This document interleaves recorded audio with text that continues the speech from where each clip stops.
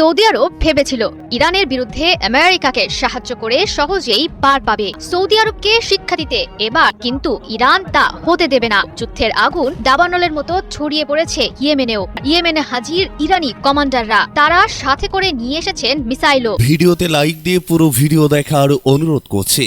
Hormuz ছড়িয়ে যুদ্ধের বিস্তার বিশ্বজুড়ে, তবে কি চরম সংকটে ইরানের অর্থনীতি? ইরান ও যুক্তরাষ্ট্র মধ্যস্থতার মাধ্যমে পুনরায় আলোচনা শুরু করেছে এবং তাদের সামরিক তৎপরতা সাময়িকভাবে স্থগিত রয়েছে। তবে এই যুদ্ধ হরমুজ প্রণালী ছাড়িয়ে আন্তর্জাতিক নৌপথের পাশাপাশি ইরানের অভ্যন্তরীণ বাজারগুলোতেও নেতিবাচক প্রভাব ফেলেছে। মধ্যস্থতার চেষ্টা অব্যাহত থাকলেও আন্তর্জাতিক জলপথগুলোতে বিঘ্ন ঘটার ঝুঁকি বাড়ায় চরম অনিশ্চয়তা তৈরি হয়েছে।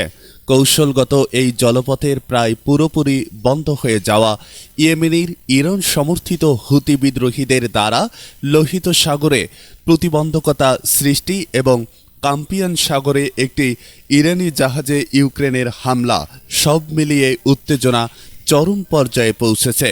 এরই মধ্যে মার্কিন সামরিক বাহিনী দ্বিতীয়বারের মতো ইরানের দক্ষিণাঞ্চলীয় বন্দরগুলোতে নৌ অবরোধ কার্যকর করেছে।